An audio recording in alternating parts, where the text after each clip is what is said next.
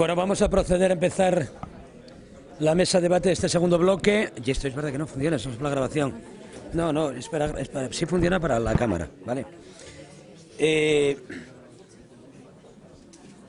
segundo área de interés transversal que nos hemos planteado, medio ambiente y sostenibilidad, que es uno de los ejes básicos de interés de ECUO y que además ya sabéis que lo abrimos transversalmente a la actividad de esta tarde para ser capaces de recibir aportaciones de colectivos y personas. ¿Más alto? ¡Ojo! Más alto. Bueno, pues venga. Nos acompaña en primer lugar Nuria Menéndez del Llano, abogada, que así sí, ¿no? Abogada y directora del Observatorio para la Justicia y la Defensa Animal, que va a hablar sobre la figura de los derechos animales. El animalismo es uno de los ejes centrales, también sabéis. Nos acompaña también Santiago Álvarez del colectivo Asturias con Bici, movilidad sostenible en nuestras ciudades, otro de los ejes capitales de la construcción de espacios diferentes, urbanos. Ana Piquero, ¿estás por ahí? Sí. Somos Ana Piquero y Ana Carreño. Ana Piquero y Ana Carreño de Imagina un Boulevard, un proyecto muy interesante de participación ciudadana en Oviedo, para la coparticipación de los vecinos en el desarrollo de los planes urbanísticos. Y Daniel García, profesor de Ecología, que hablará de ecología y conservación de la biodiversidad en claves de futuro. Sabéis que tenemos más o menos 10 minutos, ya sabéis que 10 minutos eso es un concepto relativo, ¿vale? Luego vamos a jugar un poco con los márgenes y que después de las 4 intervenciones cualquier persona que pueda o tenga interés en preguntar o participar lo puede hacer, ¿no? Cuando finalicemos este bloque habrá un pequeño descanso, aquí decía 20 minutos, lo dejaremos en 10 o menos, e iniciaremos el tercero. Así que contención en los descansos y en las intervenciones, por favor. Nuria, cuando quieras. Sí. Bueno, a mí me gustaría comenzar agradeciendo a ECUO la invitación y sobre todo que haya considerado los derechos de los animales como una de las claves de futuro. Y bueno, si el compañero que habló de Amnistía Internacional hablaba de que España suspendía en los derechos humanos, pues ¿qué os puedo decir de los derechos de los animales y nuestro país, ¿no? En nuestro país el maltrato animal y el abandono de animales es un problema muy grave y muy serio. Y no obstante, a medida que la sensibilidad social ha ido aumentando, del mismo modo ha ido creciendo el interés mediático y de igual modo que el interés mediático va creciendo el interés político también por los derechos de los animales. A día de hoy son cada día más los partidos políticos que se van interesando en los derechos de los animales. Bien es cierto que están siendo compelidos o forzados por ese apoyo social que tienen los derechos de los animales y se ven forzados a dar respuesta y soluciones a estos problemas que la sociedad ya va sintiendo como necesarios de solventar, ¿no? Esto pone pues una necesidad sobre la mesa, que es que los partidos políticos tienen que plantear políticas públicas que den respuesta a este tema. Me gustaría detenerme un poco en el término derechos de los animales. ¿De qué hablamos cuando utilizamos el término derechos de los animales? ¿Estamos hablando solo de derechos morales o hablamos también de derechos legales? ¿Tienen en España los animales derechos? Para contestar esta pregunta tengo que discrepar de Toni Cantó, que seguro que habréis oído decir en múltiples ocasiones que los animales no tienen derechos. Y lo cierto es que sí, que los animales tienen derechos y tienen derechos hasta en nuestro país, lo cual ya es bastante significativo. Son titulares ya de ciertos derechos básicos, como el derecho a la vida, a la integridad física. Sí que es cierto que son derechos muy básicos y derechos que, según el tipo de animal, etcétera, pues tienen distinto grado de intensidad y de profusión, ¿no? Decía que como derechos básicos de los animales podemos citar el derecho a la vida, a la integridad física, a no ser abandonados, a ser tratados conforme a sus necesidades, etcétera. Entonces, centrándonos en que sí que existen derechos, que sí son derechos legales, podemos preguntarnos qué forma el llamado derecho animal, ¿no? Lo que podemos llamar el derecho animal.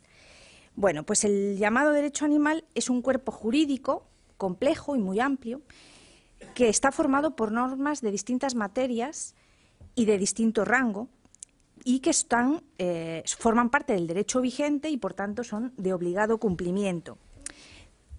Como parte de la aplicación de este derecho, surge toda una jurisprudencia que son el resultado de las resoluciones judiciales en aplicación y que interpreta ese derecho animal.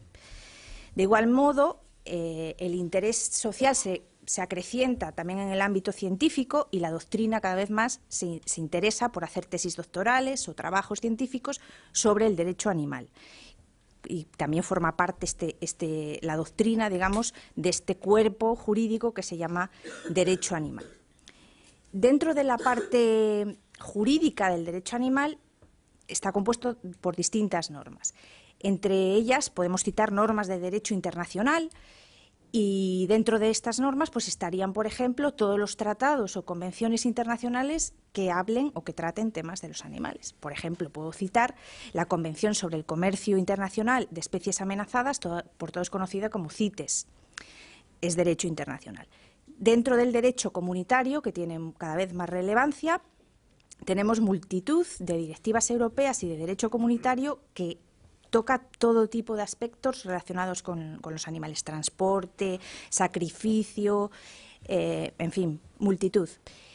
Dentro del derecho comunitario y dentro de uno de los tratados fundacionales de la Unión Europea, que tiene rango de tratado internacional y es de obligado cumplimiento en nuestro país, está el artículo 13, que tiene una gran importancia, que reconoce a los animales como seres sensibles, sintientes, dotados de sensibilidad.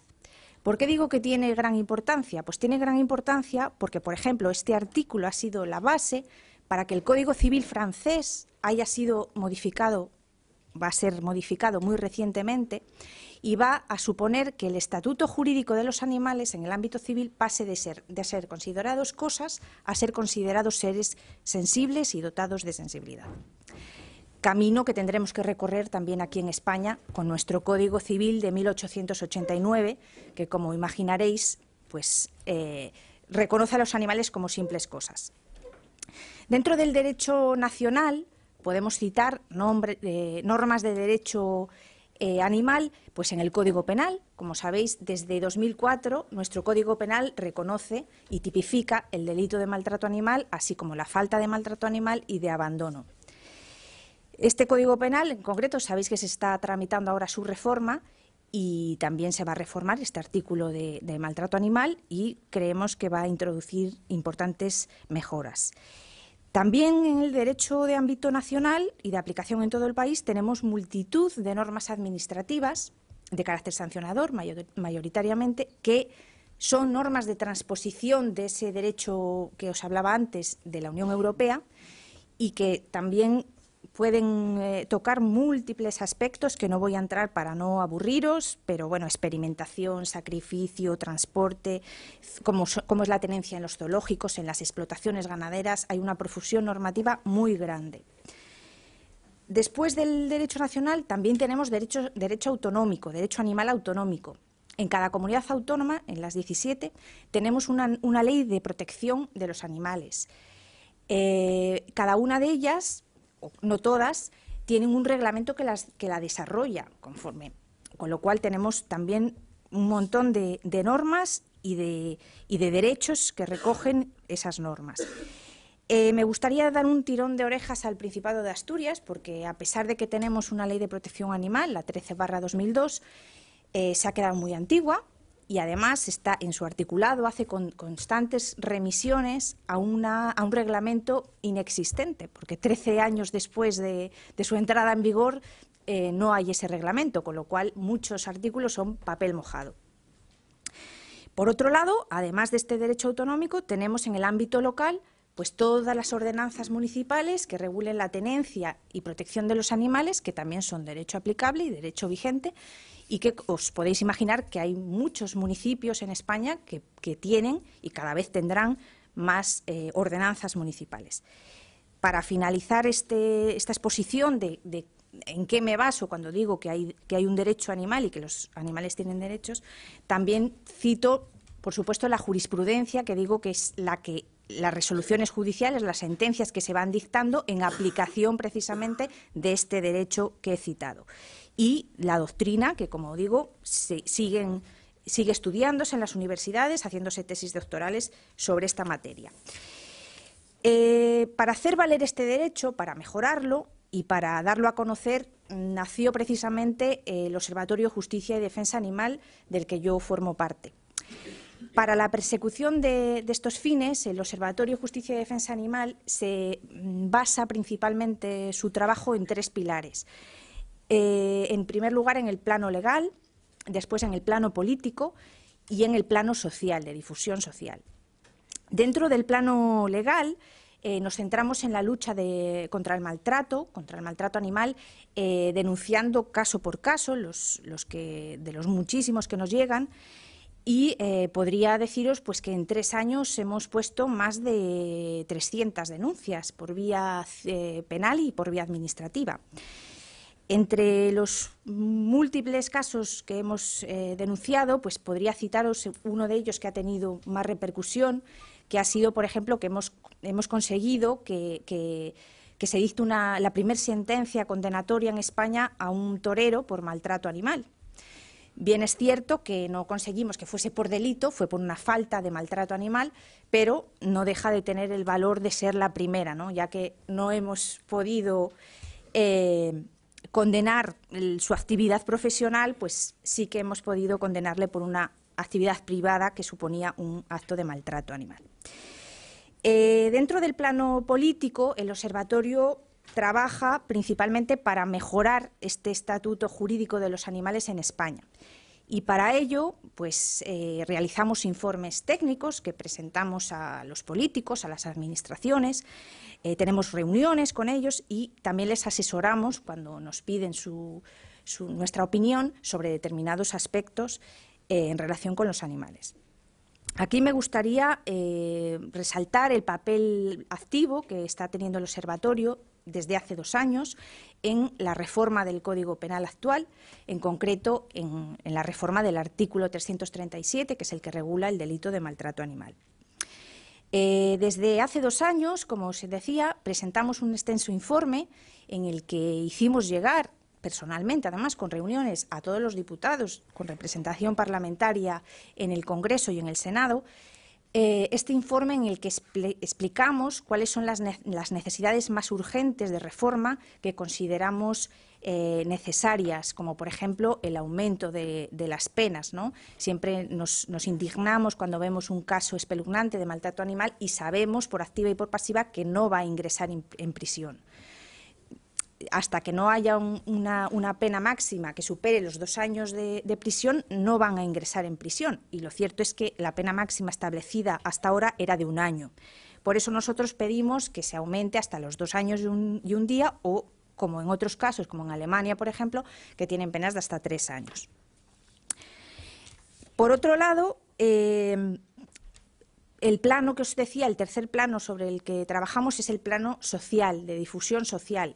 ¿Qué hacemos? Pues difundimos campañas de sensibilización social a través de las redes sociales, a través de nuestra web, y también llevamos a cabo campañas de recogidas de firmas, etcétera, sobre temas que consideramos necesarios y urgentes de cambiar y que tengan un apoyo social importante. Por ejemplo, para que vamos a conseguir, que ya está aprobado además, se reformará así en el Código Penal, que la zoofilia se tipifique en España, que no estaba tipificado y sí en otros países como Holanda, Suecia, Dinamarca, etcétera. Hemos conseguido más de 161 firmas con este objetivo y también me gustaría citar que el año pasado hemos lanzado la primera aplicación móvil gratuita para denunciar maltrato animal, que se llama Alerta Animal, y que pues en pocos meses hemos tenido pues miles de denuncias y ya tenemos entre 10.000 y 50.000 descargas. Y luego, bueno, pues la difusión y la apariencia en medios de comunicación es muy importante para que la sociedad pues se interese por los temas de defensa de los animales y se genere pues el apoyo social, que es el que al final mueve el cambio, ¿no? Para finalizar, quiero hacer hincapié en que en nuestro país tenemos todavía mucho camino que recorrer y mucho que trabajar en defensa de los animales, y que para seguir avanzando es necesaria la implicación y el apoyo de todos. Y cuando digo todos, quiero decir tanto la sociedad civil como las administraciones, como los medios de comunicación, operadores jurídicos y, por supuesto, y con un papel esencial, los partidos políticos.